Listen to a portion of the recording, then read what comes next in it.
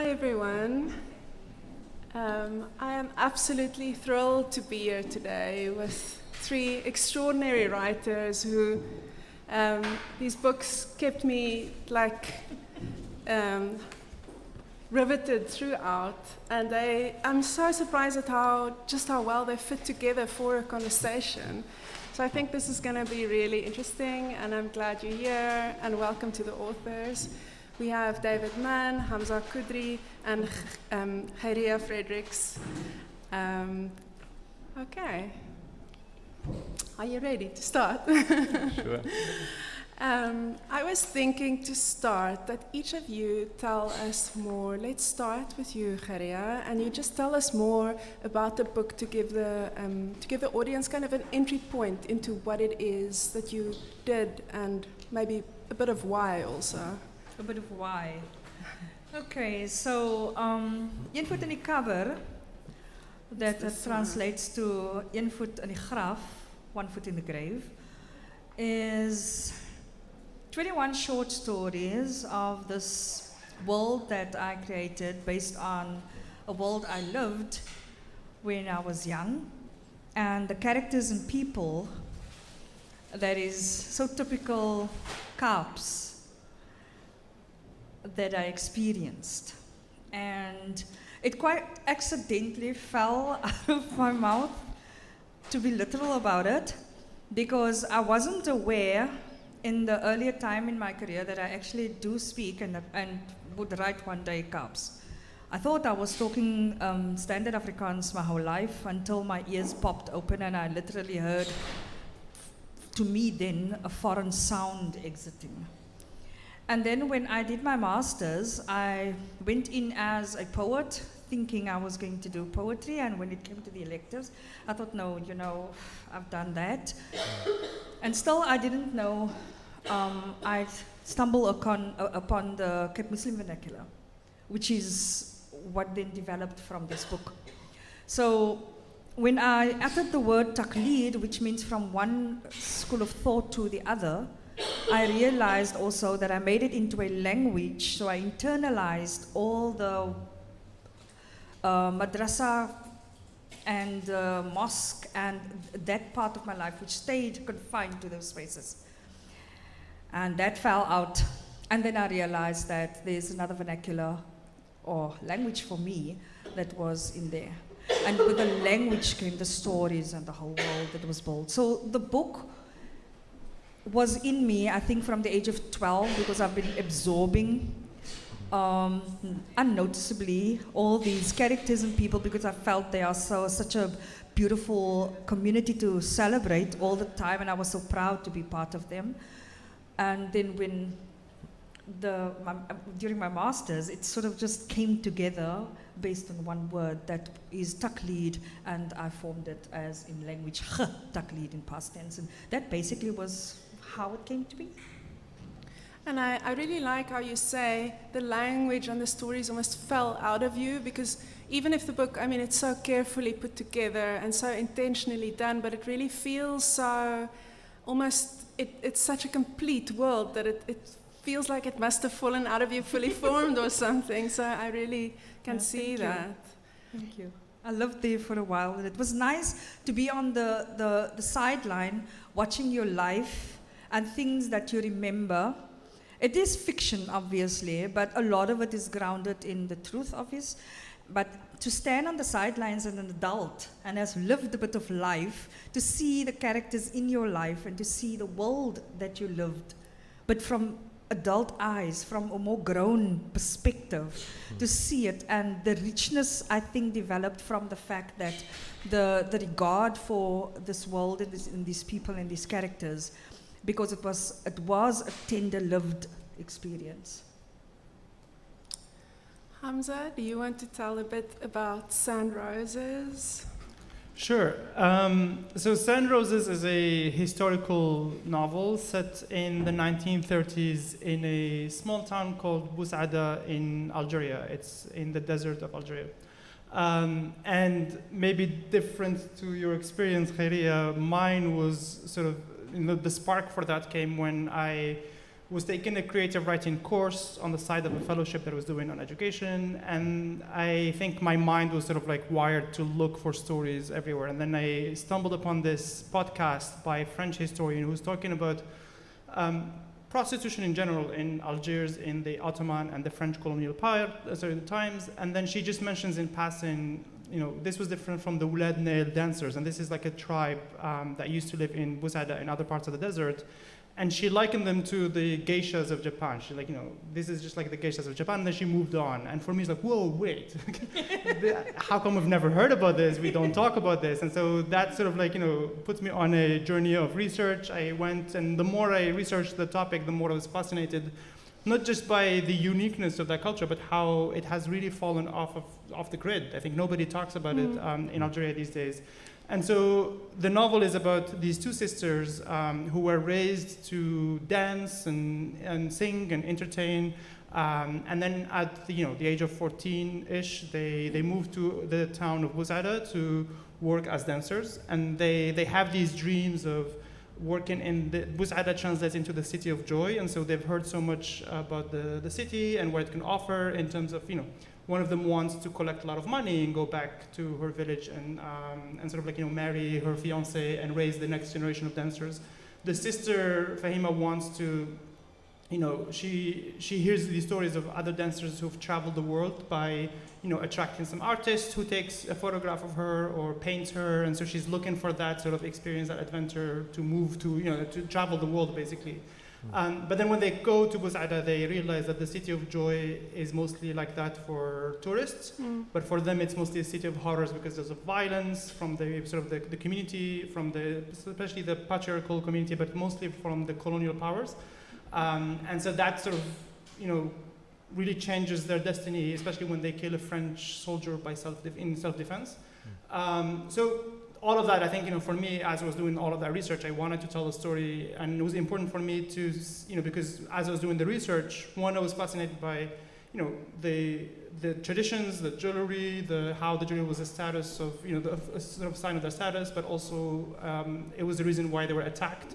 And then also I found out that a lot of the people who did write about the Wulad Nail dancers, it was mostly either an Orientalist point of view, where they're trying sort of, to almost fetishist sort of view, or from the Algerian side, always trying to justify it or deny it. No, that didn't exist, or this was the product of the French colonial system that were trying to tarnish the reputation. But I wanted to tell a story from the point of view of these girls, and that they really had an experience as individuals and wanted to have dreams and stuff. And there are two things that really struck me about this book. The first thing is that it's, in a sense, it's really almost a pedagogical project, because it's telling us, excavating a history that is lost, but then it never falls into that, like you're just kind of teaching people about history. Now you're telling a story with these like effervescent characters that are so, one forgets almost that you are busy with a real history here in a way. So that's done so well. And then the other thing was, if you read at the back, you see that you say, for them it's this horrific experience. And I actually waited to read this book last of the three, because I was like, to read now about the horrors that these women have to go through. And then sure, they go through horrors, and you show so well the kind of, the colonial oppression and the patriarchal oppression that these women endure, but it's also a story of joy and pleasure. And so then the horrors, they didn't take it, even if you really showed them, it was also a book of many other things, and these women living their lives so like courageously and joyfully and sexily, and so it's great. I appreciate it. David, tell us about your book, Once Removed. Sure. Once Removed is a collection of short stories. It's 13 somewhat interlinked short stories. It's all about art in South Africa, visual art and performance. I write about art for a living, visual art and performance in South Africa. It's how I make a living. It's also how I kind of make sense of the world and myself in the world. And I took up a creative writing master's at Wits, and knew I wanted to produce a book of short stories because I love the short form as a sort of medium. It lends itself really readily to a lot of play, a lot of experimentation, and sort of naturally gravitated towards the world that I am quite familiar with, which is the art world. And each story deals in some way or another with art, with artists, with critics, with art collectors. It's really kind of mining that world and that ecosystem in ways that are quite playful, but in other instances quite serious as well. Yeah, and I think what stood out for me with your book was really kind of mood and vibes, and because you're busy with quite cerebral material, and it's art and politics rubbing up against each other like all the time, but it's still, you manage, like, there's a wryness, there's a subtlety, a quietness, a melancholy, and then also like some really funny moments. And so if you look at it like this, it might seem like a very, very, and it is a very, very serious cerebral work, but then there's also so much else going on that's so like enjoyable, like really you sit with these stories and you like linger in them to enjoy them. So yeah, well done. The art world lends itself very easily to satire. It's a world that can be totally absurd and ridiculous. So there are some stories that poke fun at that world, but it's a world I care for enormously, and I wanted to do justice to that world. So a lot of the stories are playful and provocative. Others are excavating quite seriously, and I think merging those two worlds, the fiction and the criticism, and seeing what happens when those two forms and functions collide inside of a short story. And I really like the word care you use there, and someone else said regard, and I think that's also something that the three books have in common, and this is a good entryway for a conversation about representation and kind of sketching a community, is that all of you are creating characters that you really care about, but it doesn't mean that you are wrapping them up and making them perfect. All of you are presenting these really flawed characters, but with such, like, what I hate in books is if I feel that the author is making fun of characters at the expense of them, or that they don't like them. And I felt all of you in a way at times were like playing with your characters and testing them and making fun of them, but with such care that the reader also really cares for them. And those are my favorite kinds of books. Okay, so I'm gonna start with Gaireyah with a more specific question. So you've long believed in the importance of writing about your community. I mean, it's been years and years that you've been writing. And I think this is really, it's the question that we are here to talk about today, is about who are we representing in literature, in art, in popular culture? Who do we get to see in the books that we read? And you have insistently been working to portray a community and in a specific language. Can you talk a bit more about this kind of aesthetic commitment, but also interest and, could I say, not obsession, but really devotion, maybe? and why is it important also? Tell us, why do you think it is important? For me, writing is very personal. I think for everyone, but from my side, because my journey with language is not I would say a conventional journey. A lot of people, they come to be when they are born and they hear language, they speak a language, they live the language, and that's it. That's a straightforward story. But not with me. When I realized that I speak Kaps, and the way it was uncovered was a very emotional and sad, and it was a mourning period of being blinded by people that I know, and also the environment that I found myself with regards to school and how we were taught that Standaard Afrikaans is what we should say. And meanwhile, I sounded different when I speak Afrikaans. And nobody ever, kind of just put an inkling to me that you do sound different. You do not sound like other people that also uses the language. And so that was a sad moment for me. And then from there to move on, and that is actually where I think my identity started. So the writing became a way of expressing my identity and finding and searching on the pages and between all the words and the commas and all that to find my identity. Because then when I woke up and when my ears opened, I knew there was something that was always missed, but I did not know what it was. And I knew it was connected to language. And I knew when language would restore my identity. I didn't know how, and I felt that if I write, and obviously if you live in a community, they become what you write about. They are your subjects and your experiences and so forth, because that's where a writer will go. But it sort of had a parallel journey of admiring and growing more admirable for this community, because now you can see them. Because I can tell you one thing, if your language settles in you and it exists, in its origin it has had to, or it has been, then you see. You become actually able to absorb your environment and your world in its fullest form, and then you start celebrating it. So when I moved from there to also an understanding, and again it was a painful and it was just, it's so weird because I'm still trying to find someone to explain how I was so deaf my whole life. Because if you look at the distance between the ear and the mouth is so short, how did I miss that short distance? The sound that comes from my own mouth.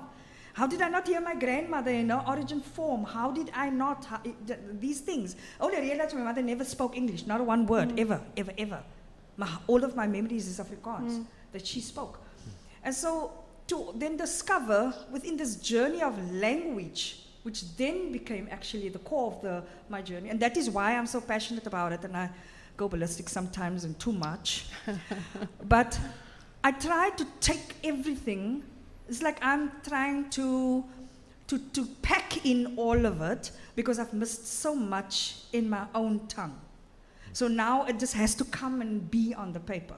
But with Een Voet in die Kaber, when I discovered my Cape Muslim vernacular, and I could finally now say, because from 2012 I started this journey, 2015 when I published my first Kaapse anthology, I was known as a Kaapse writer. And then I was like, but I'm not a Kaapse writer. I am a Cape Muslim, and the Muslim part of it is my true identity, is the identity that I always had to sort of say, you sit there in the corner, we are busy now, but we'll be with you now. Just hold on, here's something to play with. Because it never featured. And I think if I am going to be an authentic writer, I need to write in the tongue that I was brought up, which is now both Kaapse and the Cape Muslim vernacular, because they were two separated worlds. I don't know why, and for some reason I thought they could not mix and they could not play with one another. And now they're having tea parties, so it's lovely. But with Een Voet in die Kaber, when that happened, the word Takleed fell out of my mouth, and it brought a whole world and stories with it, and it created this beautiful place where I also enjoy to go to. And I don't know if other writers have ever experienced this, but for you as a writer to go to a place where you've created, but also to enjoy it as much as other people do and tell you they do, it's a wonderful, blissful thing. And so my journey is not that I am passionate, I am all those things you say about writing down the community, but also I want to celebrate them on paper in my tongue. Because I missed out so many years of celebrating them on my tongue and in the written form. And now that I have this talent, I think it's my responsibility. Before all of these people that we know and love and had lived for, and this beautiful community that no one had written up. I don't know if you're aware, but in 100 years, I'm the first person from the community to write about the community. Wow. Every publication before this was written by white writers. And so for you to have that privilege of being the vessel to tell their story and to capture them and put them on ink so that they now become celebrated and they can be celebrated up until you know, and hopefully this sort of wakes everyone else up and they start writing their stories down as well. And that's what I wanted to ask, because you say it took you so long to hear the language that you are speaking. And do you think that it being represented, if people can start seeing this language on paper and reading it and seeing it represented, that makes a difference. Yeah.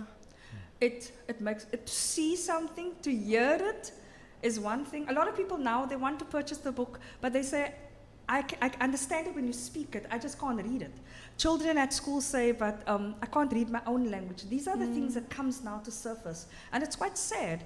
And for me, because I felt like that, I think the dedication that comes with the process is that I want to kind of save everyone from the long path I had to walk up until here, and kind of have them skip hurdles, and then say, present this, here's the story. That's why I tell my story over and over. Here's the story, this is what happens. If this is you, then wake up. And here's a way to wake up. Yeah. Okay, I'm just gonna do a round, and then I'm gonna ask you to read. And even if all of you don't understand Afrikaans, just to hear, because the musicality of it and the sounds and I'm an Afrikaans speaker, and it's at the same time very familiar and like super foreign. So there's something so thrilling about it also, and so beautiful. So I'm gonna have you read a bit later. Okay. Hamza, I was wondering, okay, so you are doing so many things in this book. It's such a profound kind of decolonial gesture also, and the book is really framed that way. The first motto, the first epigraph is a quote from Fanon's The Wretched of the Earth. So it's really, I can see that you also think of what you're doing as a decolonial gesture, taking a history that was kind of erased from official histories of the people of Algeria, and kind of it's also a patriarchal erasure, because these women, these dancers, in the official imagination, they're reduced to sex workers. Well, there was so much more about the culture. So it's this very, very political thing you're doing on a gendered and a racial and a decolonial basis. And I have to think now where, because I want to ask you so many questions about all of it. But okay, let me start with gender also. I don't know any other Hamzas, and I didn't Google you before I started reading, so I didn't know your gender. And I thought, these women are written so well. I thought a woman wrote this. And then when I Googled you and I saw a man, I'm like, no, it can't be. Thank you. That's really the highest form of flattery. Thank you. Yeah, so often men just get it wrong when they write women, and especially, you are writing women who are dancing, who are having sex, who are having female relationships with one, and like sisters, mothers, daughters. And I was wondering if you want to talk a bit about that. How did you do it so well? And how does that work? How did you decide to write? Because you could have made your main character a man, it was a very brave decision, and it's two twin sisters. And then they also, in the beginning, when struggles to pick them apart, but then later they are so clear who they are, even if they look the same. And can you tell us more about those decisions that you made? Sure, and again, thank you so much for saying that. I think, it means a lot when someone says, especially coming from another woman, saying, okay, you caught the women so far correctly. I think, yes, this morning we were speaking about that thing about the sisters, and that was the topic of the panel, was writing about sisters. And I said that not only am I not a woman, but I don't even have sisters, and so that made it extra hard. And I think for me, making that decision to write from the point of view of these two sisters it was clear from the beginning that I wanted to write a story from the point of view of the dancers. Like I said, I think, I really didn't like the whole Orientalist view of the whole culture, or most of the conservative view in Algeria, where they try to justify or deny the existence of the Latin dancers. I wanted to tell sort of a story as accurately as possible from the point of view of these women, and give them sort of a life. Like you said, they have fun. It was very important for me for each of them to have a love life, not just just be there and sort of be sex workers in a way. And of course, that took I think a lot of research and also a lot of revisions, but I'm also very, very grateful for a lot of the, which called alpha readers or beta readers who read at the beginning, because I did get a lot of things wrong, I think, about the women, about the relationships, and so each person who read it, they would come to me and say, you know, the relationship with their mother, they're like, oh, that has to have that kind of element, or like, Okay. I think the comment that I got a lot was, you know, this is a field where there is a lot of women working together. There has to be a lot more competition, even between the sisters. There has to be a little bit more of viciousness in a way. But I love that you didn't do that. That sure there was a bit of viciousness, Yeah. but in the end that wasn't. Because I feel it's such a masculine thing to imagine that women will just compete against each other rather than like forming alliances. And for me, I think it was more of having, again, that complex kind of Yes. dynamic where, you know, yes, as sisters, they probably, like, you know, the sentence I liked from today's talk was, you know, you don't have to like them, but you love them, right? So, like, you know, and Yeah, so yeah. for them, that was it for Fahima and Salima, is they annoy each other all the time. They Yes. get each other super mad, but it's, you know, that rule where, you know, only I get to bully and beat up my sister, nobody else gets to do that. Yeah. And then in a way, after some time, they started to develop even that relationship with other girls that they work with. And then that was, I think, a big part of one of the characters' journey, Salima, who started just, you know, very distrustful, sort of, you know, she's always suspicious of everyone and she thinks everybody's out to get her. But then with time, she sees other women do some acts, you know, almost sacrificial acts to save her. And so that changes her view towards the community. But yeah, I think to go back to your question, I think, especially, I mean, the first remark that you made about, you know, the decolonial part. And last night we were at dinner, I was saying that I was also trying not to write a decolonial book, or I was trying to make this as separate as possible from, I mean, the point is, I think that period of our history is a period that people talk about a lot. Everybody writes about that. And I thought, okay, we've written enough about colonial history, but you can't, you know, for me it was important to write about the red-nailed dancers, but you can't do that without touching on the colonial side. So that's why it has to be there, but I try to focus on the characters, on the individuals, because that's what I enjoy reading when I'm reading historical fiction anyway. But I also, what I loved is that there is an anger in the book. I felt like a real kind of tangible anger from you as writer about the colonial history, and every time it came up, it was so energizing in the text. And is that something you feel? Is it, or am I projecting it? But I'm sure I felt it. No, I feel like the whole topic of, you know, colonialism and racism in general, that's a topic I'm very passionate about. And I think probably that was the reason I didn't want to write about it, is, you know, because I'm like, okay, well, I've read enough about this, it has to be different. But also, like you said, I tried not to make it as a history lesson. So, you know, it mostly comes from the side characters. I think at one point, even the girls are like, but this is the only reality we're used to. We don't know any other reality. And that did upset a few of my readers and my friends. They were like, what do you mean they weren't using, you know, they had to see the sort of the truth. And so I think the anger maybe that sort of goes there is maybe after rounds of, like the quote, you know, from Frantz Fanon is one of the very last revisions we had, because I was having a conversation. And of course I was familiar with Frantz Fanon, but somebody says, yeah, this whole way of depicting violence as a way of redeeming, sort of, you know, for the, you know, the indigenous people to redeem themselves, you know, for them to make themselves almost, you know, peers and equals to the colonizer. I thought that resonated with the whole story. It's like, yes, I have to now include that. And I think he made it a little bit more political than it was. Yeah, no, but it is, I loved really that combination of telling a very just gripping story, but through it there is like the political comes through so strong in a non-didactical way. It's wonderfully done. Thank you, I appreciate it. David. So, let me get to I'm thinking now I have one of two questions that I want to ask now. So also what you do very, very well, and something that is so risky, and it's something I struggle with in my work also, is as a white person, and you are a white man, and you are also insisting on writing characters of all genders, all races, And I feel you pulled it off so well, but it is such a risky thing in South Africa at this point for a white male writer. It's just something that one has to think about very carefully and do very carefully, and I think you absolutely nailed it. And I was wondering if you want to reflect about that, because I can also see how you cannot write this book without inhabiting characters of other races and other genders, just talk me through that process a bit, if you want. Sure.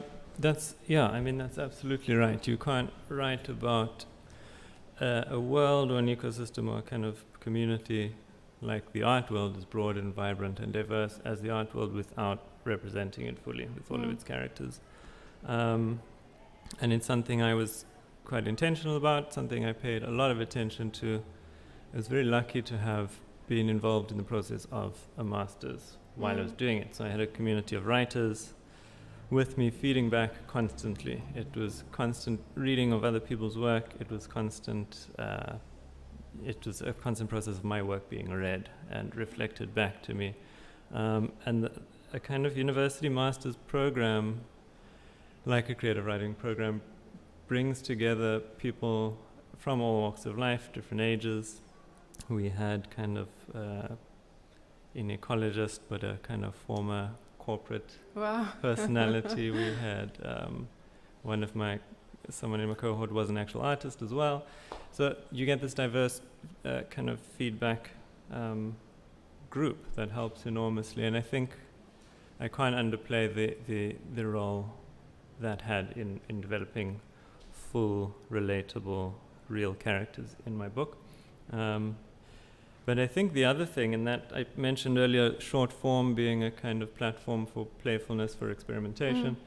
One of the things I was interested in Once Removed was putting works of art or performance to work inside of a work of fiction as characters themselves, or as narrative devices, or as plot devices. Yeah. So at times I intentionally wrote characters as sort of not half realized, but sort of with room for alternate readings, sort of intentionally half completed canvases almost, to leave room or allow room for art, for performance to grow within the story as a character of its own, and see what happens when we do that, when we put art to work as a device or a character, as a person, as I say.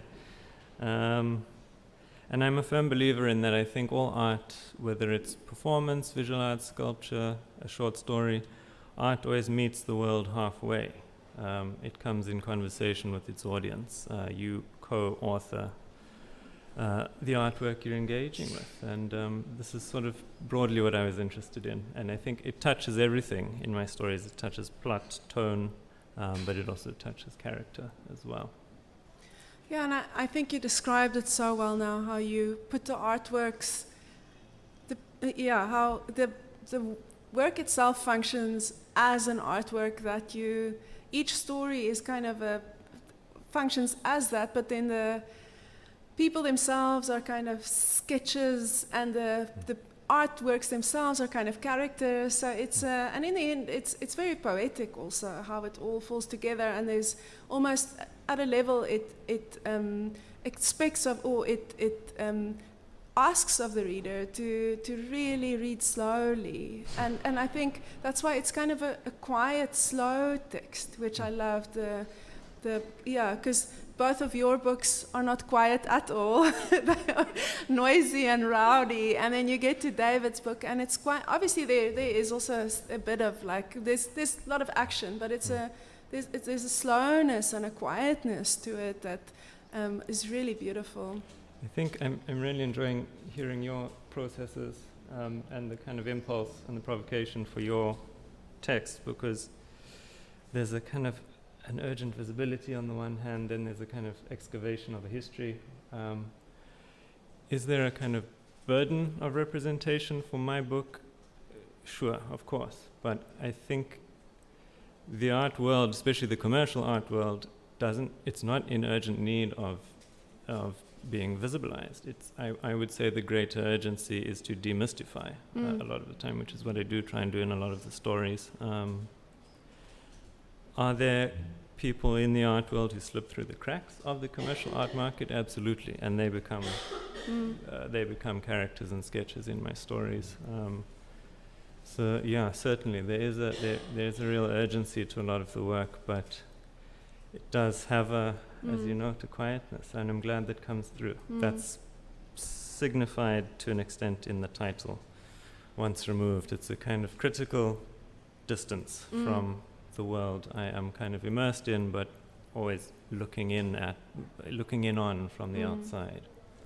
And I think I'm gonna ask you now the next question, but I'm also gonna open it up to the rest of you, because I think it's a question that is really relevant to all of the work here. Is that what I also really loved about your book, David, is how you, because the danger of a book like this is that it becomes so, it's like all, like art that is really technical can so easily become depoliticized, in that the aesthetic form becomes like a mission in itself, and then it obviously that's political in itself when that happens. But like, so what I really enjoyed here is rigorous and consistent political engagement, even if you approach it with such kind of aesthetic precision and vision.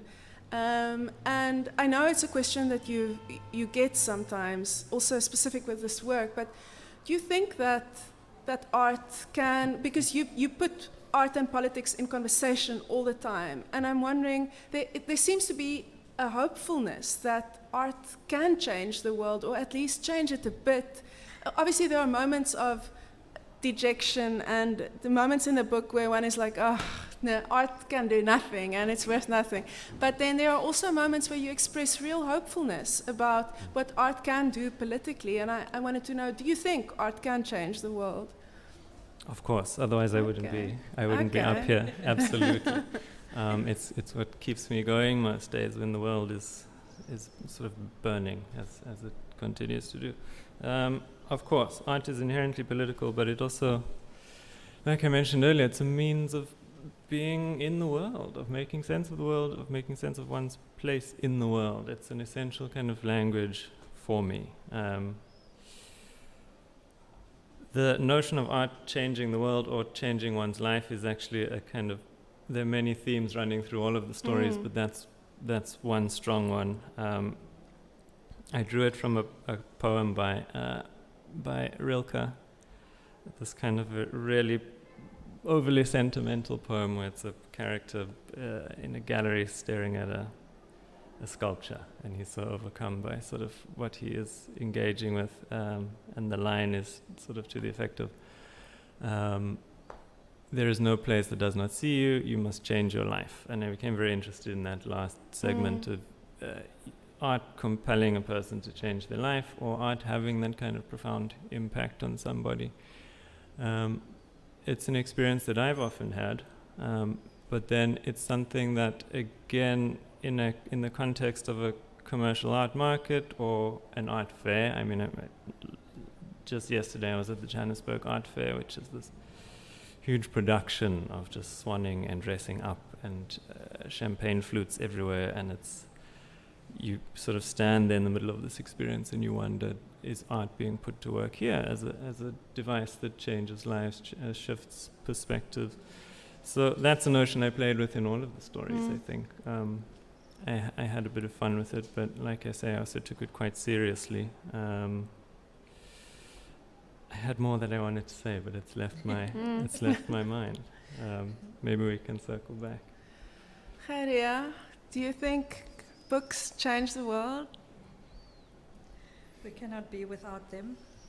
I think stories, books, creativity, art, the finer things that taps into our soul, music, the things that we seldom need anything audio for, we can just take in, process, and appreciate. I think all those things are essential to our existence, to how we navigate ourselves, how we soothe ourselves, how we love ourselves. And to have a talent of some sort where you can express them is even much better. When I walk and I see the world through the eyes of a writer, of a creative, then I feel so blessed because I get to have divine experiences daily. I live in a divine space where I can communicate with the world and answer when it speaks to me, and I think that is amazing. Oh, so beautifully said. Wow, I'm getting goosebumps. And Hamza, you, this kind of book that is so, it feels so important politically. Do you think it does something, or is it just, we're just writers enjoying each other's stories? Well, I get that question a lot. I think, especially from the political point of view, from the decolonial point of view. And, you know, my answer is like, no, I'm just trying to tell a good story. Okay. But really, I think what has given me a lot of joy is to see how it has started a lot of conversations, both politically, but also just, you know, at the very intimate level. So I have a lot of readers who write to me or, you know, come up to me in events and say, you know, I read your book and then I went to my mom and I said, do you remember this? Because I am from this city and I would never talk about it. Or like to my grandmother and said, you know, is this true? And then it started a lot of conversations in the family. And then, you know, you always, you know, have the grandmother who's like, yeah, of course, these dancers used to be a very important part of our life. We would never have any sort of wedding without these dancers. Or, you know, like some of the social status that these people used to have, or how the dynamics used to be very different from today. I think people are so used to today's reality that they can't fathom anything that's different. And I think just the fact that it started these conversations and people come to me and talk about that gives me a lot of joy. But ironically, I don't think I would have been able to do that if I hadn't been so focused on writing such a good story. You know, myself. But I think you know, if I was so focused on that, and I think that's important because then you want it to be entertaining, you want it to be so character focused. Yeah. Gaireyah, do you want to read a bit? What's the time? Yeah, we have 4 minutes. So read a page or two, just so people can hear it. You're not going to choose for me? No, you choose your favorite part. Okay. Then I'd have to read the whole book. There's a part particular. A little bit of a shoulder. Oh my No, goodness. it's good. You must be tapping all of those shoulders.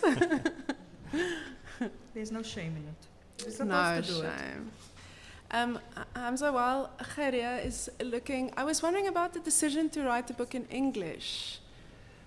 Oh, that's also, I think, a unique thing in Algeria because all writers basically write in French or Arabic. And so me writing in English, I mean, in the last 10 years or so, we're seeing a lot of sort of, you know, this trend where people are moving a little bit more into English, both from the community, but even the government is, you know, introducing English earlier. They're teaching English at university. So, and then in the world of literature, you see, for example, bookstores that now specialize in only sort of, you know, English books, or, you know, bookstagrammers who post about Arabic, French, and books and English books. And so, I think for Sun Roses to be one of the very first books written in English in Algeria by an Algerian, I think it was very exciting for a lot of the youth to say, oh, this is a book about us written in English. And to me, it's just mostly because I've studied in English. I've done all of my career has been in English. I've been sort of working in education with international NGOs, and so I spent a lot of years writing hundreds of pages every year between reports and training manuals in English, that whole editing process. So when I used to write in Arabic when I was a kid, and then as an adult, when I picked it up, I immediately went to English. I felt a lot more comfortable writing in English. Yeah. Okay, interesting. Are you ready, Gaireyah? Okay, so I'm going to read an extract from Yasin. And Yasin is also a verse in the Quran that's the heart of the Quran. Yasin wal Qur'anil Hakim innaka laminal mursalin. Daar's niks in die lewe meer soothing as mami wat Yasin bacha nie so wallahi. Haar voice echo deur my geraas en maak my stil. Een ding van haar, sy is consistent. Ek het Maya daai. Sy mis die een agter Subuh se bacha en Pujis nie. As 'n plesier om haar elke oggend aan te luister. Ek kan haar nou even pictures sit met haar doek voor vasgemaak onder haar kin, soos die ou titie se dra. In haar twin set pyjamas en die kooi sit sy tiny headboard regop met die Yasin surat in haar hande en lees. Daarna sal sy haar tasbih trek en pujis maak. Salamun qawlan min Rabbir Rahim. Salamun qawlan min Rabbir Rahim. Salamun qawlan min Rabbir Rahim. My sibling slaap nog altyd. Hulle hoor nie haar beautiful melodiese lagu nie. Sy klink divine. Die opposite as toe sy ons wakker geskree het. Van die hoe daar so baie versions van dieselfde mens in een vel kan exist. Laat 'n mens wonder wat anderste mens ook kan ontpop. Majid het vir hom en sy kombes soos 'n roetie toegedraai, maar hy maak hom permie laat as hy dink hy gaan bly slaap. Ek wil soms net hier lê en my maan luister. Sy het vir my die mooiste lagu.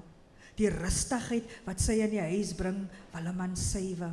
Net om te dink, die huis is nou surrounded met malaikas. En ek imagine so maar nou, hoe hulle hier oral teen die mure en aan die dak suspended, pos klou en aandagtig saam mee luister. Perfect. Van hulle sal saggies sê, Masha Allah. En nog aan die Arabic phrases add. Daarna sal hulle die boodskap deur die Sama's mee travel en aan Allah narrate en die gehoorsame slaafie met die naam Yasmina wat vanoggend na Subuh die hart van die Koran recite en salutations op die geliefde Nabi sallallahu alaihi wasallam gemaak het en hulle sal note dat haar dogter het nie weer gaan slaap nie.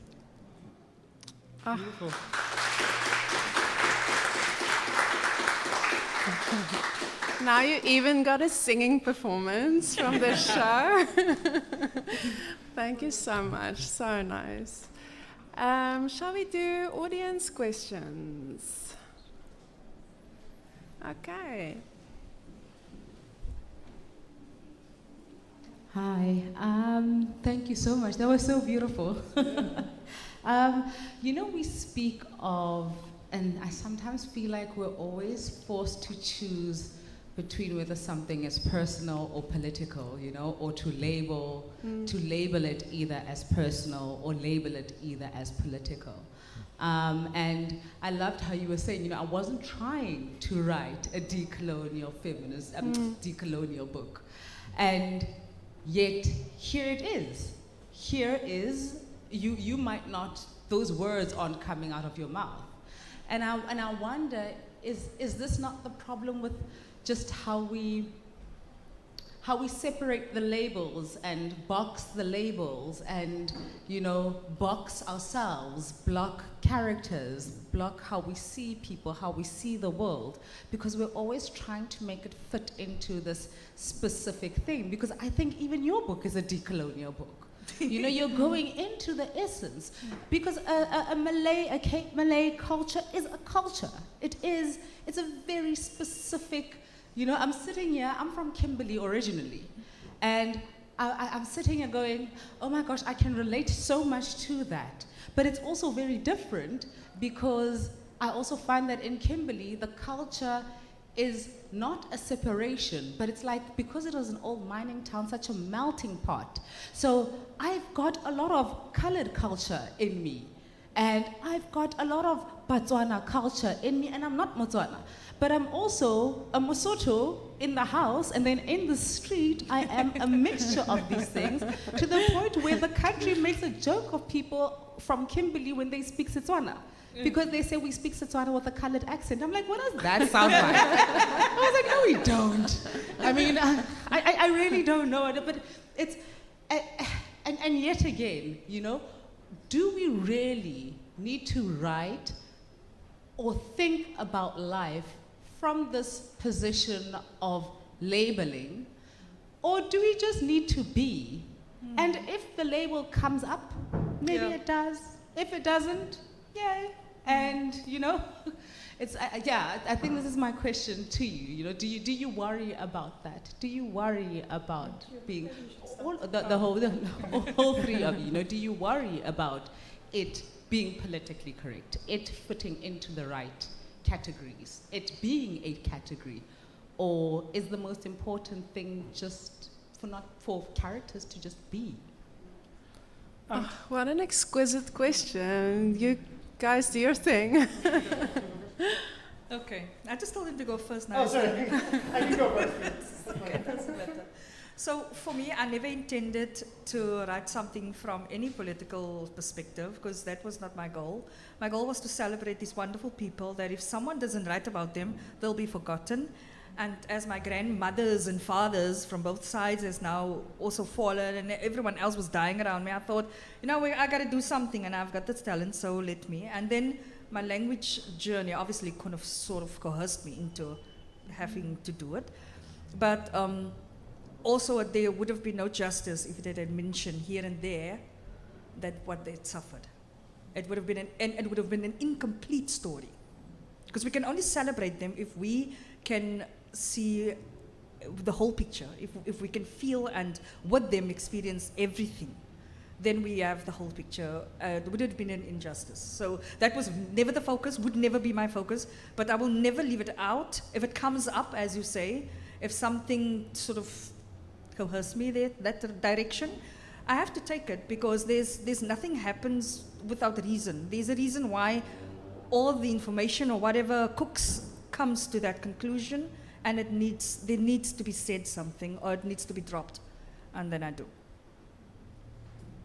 Yeah, I totally agree with that. I think, you know, it's just mostly based on the need, but just like you said, I think we have to really be focused on telling a good story, on sort of, you know, portraying sort of complex characters. I really think, because like I said, I am so passionate about the whole colonial side, and I really think the most decolonial way of telling history is not to talk about colonial, because I think it's in a way we're sort of trapped in that whole conversation. I know in Algeria, because it's pretty recent, it's almost like, you know, the whole Algeria-French relationship is almost like a very toxic relationship. You know, people are not like, there's a commission of historians trying to tell the right story from both sides. But then also, what gives a lot of people a lot of joy is, you know, when there is any work of fiction or non-fiction that just talks about anything else but colonial history. So there's a movie that recently has been a huge international sensation called La Dernière Reine, or The Last Queen. And what everybody enjoyed, me too, what I really enjoyed is the fact that it's, you know, set in the 1500s, it's about something, you know, there's not a single French word said in that movie. Nobody's so obsessed about the French history. You know, it's just a bunch of Algerians having a completely different history that, you know, and everybody really enjoyed that. And there's a lot of also like books that are about sort of the corsair, you know, sort of the pirates part of the history from the 15, 16, 1700s.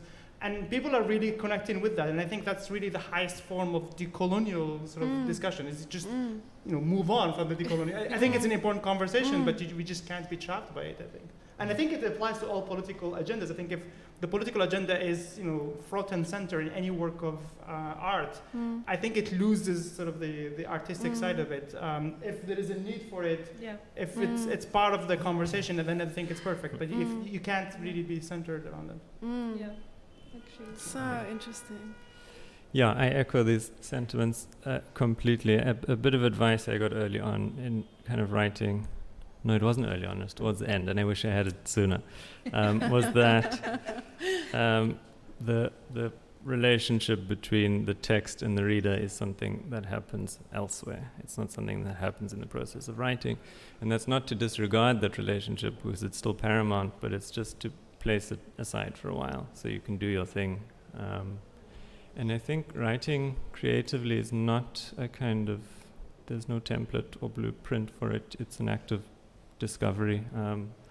There's a story in my collection that's set just here, sort of next door. Part of it takes place next door to the old castle. And it ends up, what I set out to do was to write a story that on a level sort of holds a critique against contemporary funding models in the arts and what artists are up against through these things. And what it ended up revealing was a kind of history and a legacy of extraction and kind of colonial involvement in the country that has echoes and resonances through to today, through these kind of funding models in the contemporary art market. So, yeah, I agree.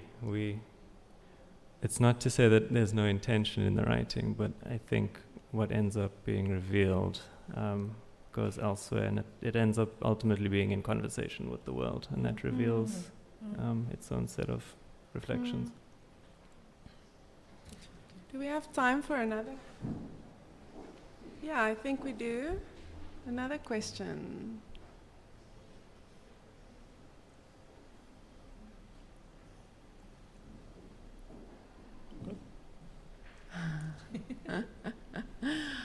Okay. It's the end of a very long day, so. Yeah, that's true. Okay, so either I can ask one more or we can cut it here. How do you feel? Are you also tired? Good. Okay, let me see.